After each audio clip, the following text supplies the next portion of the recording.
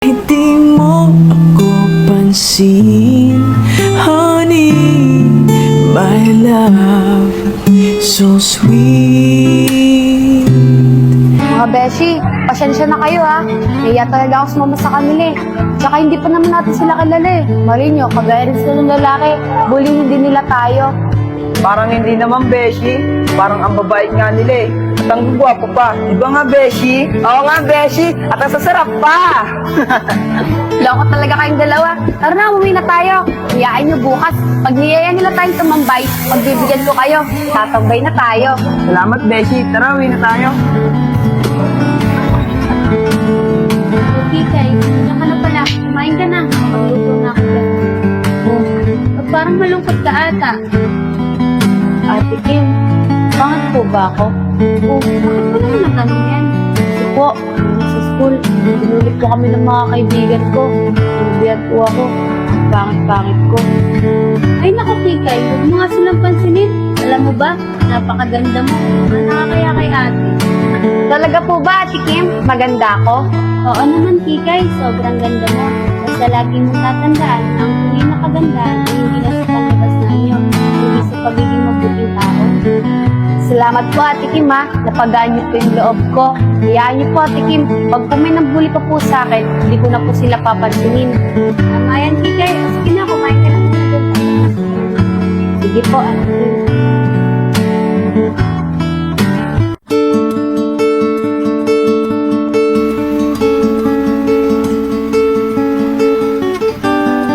Kikay, anong oras na? Hindi ka pa ba tapos dyan? Baka malate ka sa school. Ate Kim, patapos na po ako. Tagal naman ni Arvina. Tinawag lang naman si Mati. O Arvina, ba't di mo kasama si Mati? Beshi, hindi makapasok si Mati. May pasahin mo ka. Ano ba kasi nangyari? Ay, Beshi, nakalimutan ko sabihin sa'yo. Kagapon, nabully kami sa school. Sinuntok si Mati. Wala nga kami ginagawa sa lalaking yun eh. Bigla na lang sinuntok si Mati. Ah, ganun ba, Beshi? Kawawa naman pala si Mati. Ang laki pa naman ang pasahan niya dito banda sa labi. Kaya di siya makakapasok ngayon. Oo nga, Beshi. Buti nga may tumulong sa amin yung tatlong lalaki. Pupogi pa. At ang sasarap pa. Ganun ba, Beshi? Sayang, hindi ko sila nakita. Ay nako, Beshi. Tara na nga, pumunta tayo kay Lakikay para makapag-makeup na rin tayo. Para pagpunta natin sa school, magaganda tayo pag nakita tayo nila. Ganun ba, Beshi? Tara na. Ate Kim, maganda na po ba ako? Oo naman, Kikay. Lagi ko naman sinasabi sa'yo na maganda ka eh. Ano naman nakakaya kay ate? Ate Kim, papasok na po ako ah. Ano oras na po kasi eh? Sige, nandiyan na rin naman yung baon mo eh. Ingat ka ah. Opo, Ate Kim. Masahin po. Oh, ba't yung mga pinuntahan dito sa bahay? Beshi, baka pwede pa-makeup kami sa bahay nyo. Panigurado, andun yung tatlong pogi kagahapon. Para pag nakita kami, maganda kami. Sige na nga, pasok na kayo dito. May make-upan ko kayo. Nga pala, nasa si Mati? Di ba nga, Beshi, nasuntok siya ng lalaki kagahapon. Ang laki nga ng pasa eh, kaya hindi siya makapasok ngayon. Ah, ganun ba? Sige, tayo na lang muna tatlo. Tara na, pasok na kayo para mamikapan ko kayo. Sige, Beshi.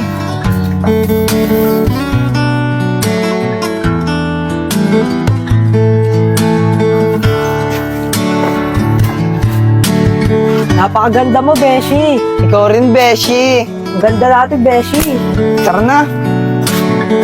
Prince, ang aga mo naman magaya pumasok. Tignan mo, wala ating oras pa tayo dito tatambay. Okay lang yan, para makatambay muna tayo dito bago pumasok. Ikaw, Tin, ba't di ka pumasok kahapon? Sayang, may muntik na kayong bugbog kahapon. Wala eh, pinagbantay kasi ako ng mama ko ng kapatid ko, kaya di ako nakapasok. Tsaka nga pala, ba't kayo mambubugbog kahapon? Yung mga ka-schoolmate kasi natin, binubuli kahapon. Buti na lang, nakita ni Pongpong, kaya pinuntahan agad namin. Buti na lang, nakita nyo agad. Bakit? Marami ba yung bumuli sa kanila? Ba't di sila lumaban? Tatlo silang binuli, pero isa lang nang bully sa kanila. Ba't di sila lumaban? Tatlo pala sila eh. Paano hindi lalaban? Si Otlum yun, kasi Diwata. Tapos yung isa, babae pa, kamukha ni Bebang. Oy, Pongpong, huwag ka naman magsalita ng ganyan sa kanila dahil tao rin sila. Tsaka sigurado ako, pag narinig nila yung sinasabi mo, masasaktan yun sila. Pasensya na, Prince. Hindi ko na uulitin. Ayos yan, Pong, dahil mas maganda, mas marami tayong kaibigan, kaysa mas marami tayong kaaway. Oo, Pong, tama si Prince. Oh, ayun na pala sila yun. Tin, ganyan sinasabi namin sa'yo. Ikay, ayun yung tatlong pogi kagahapon oh. Ayun yung sinasabi ko sa'yo, Beshi, kanina. Tara, Beshi, puntahan natin. Tara. Mga Pogi, pwede ba kami tumambay dito? Sige, ayos lang. Wala namang problema. Tara, Beshi, upo tayo. Pong, tama nga yung sinasabi mo. Ang gaganda nga nila. Beshi, ang ganda daw natin. Perfect yung makeup!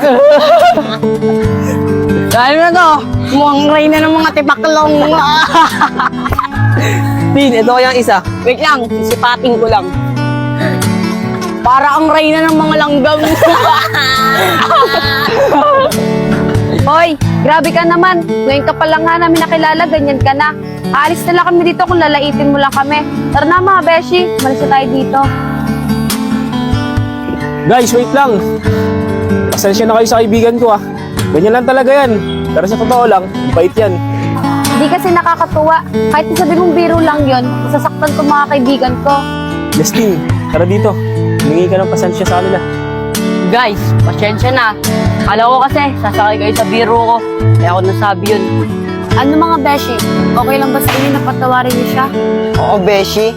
Pogi naman nila eh. Diba nga, Beshi? Hay nako Negra, ikaw talaga. Basta talaga pag mga gwapo, ambis mo magpatawad. Parang hindi naman, Beshi. Parang ang babait nga nila eh. Alam mo naman. Diba nga, Beshi? Oo nga, Beshi. Ay, sarap. Kayo talaga, ang nilandi nyo. Tara na nga, pumasok na tayo. Kuya, pinapatawad na daw po ng mga kaibigan ko yung kasama nyo. Pasok na po kami, sasabay po ba kayo? Oo, sabay kami. Guys, tara. Sabay na tayo sa kanila pumasok.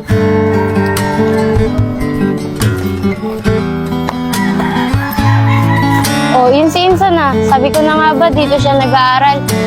Insan! Oh, si Pinsan! Guys, mauna na kayo, sasabayan ko na yung Pinsan ko.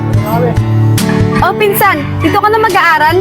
Oo, Pinsan, dito na ako pinag-aral ni Papa para malapit sa inyo ni Ate Kim. Ah, ganun ba, Pinsan? Bakit? Nakabalik na ba si Tito Tunay ng ibang bansa? Oo, Insan, nakabalik na si Papa ng ibang bansa nung nakaraang linggo lang. Ah, kaya pala dito ka nag-aral para malapit na rin sa inyo. Oo, Insan, para daw malapit na rin daw ako sa inyo. O, tari ka na. Pumasok na tayo. Baka malit pa tayo eh. Tara, sige.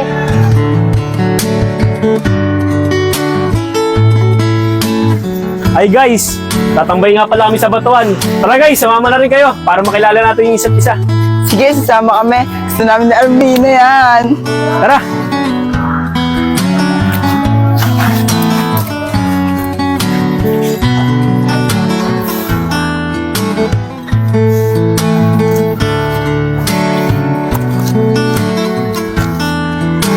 Guys, total, lagi na tayong magkakasama.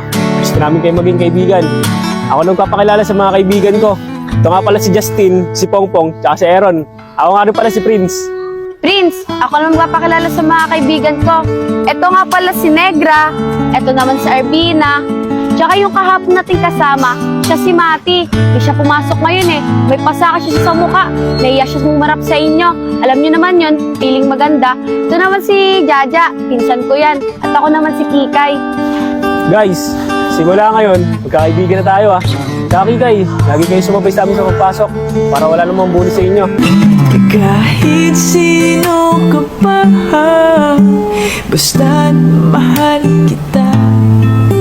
Lagi na lang ako sumusunod sa'yo. Mahal kita, yan ay totoo. Honey, my love, so sweet. Ikaw pala si Pongpong. Ako nga pala si Arvina.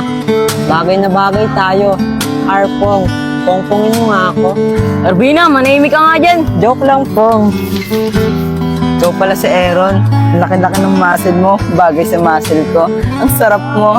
Tigilan mo nga ako, Negra. Pakasapakin ko yung mukha mo. Pongpong, Aaron, mapaldo kayo nga na. Tingnan nyo kung paano ako kumilos si Austin. Jaja, Justin nga pala. Pinakapogi sa lahat ng magkakaibigan. Jaja nga pala, pinsan ni Christine.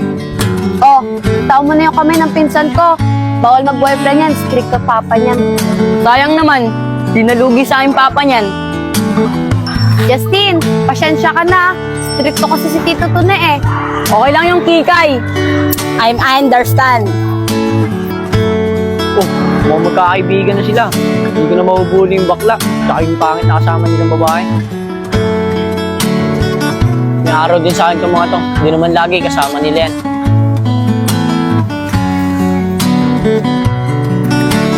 Guys, uwi na kami ha. Ano oras na kasi? Tsaka baka hanapin tong pinsan ko. Sige Kikay, sasabay na rin kami. Kikay, papaiwan mo na kami ni Aaron dito. Uy, Negra, wala ka sa'yo sinasabing ganyan ha. Prince, tara na, uwi na tayo. Parang lugi ka pa, Aaron. Tayo mo nga ako.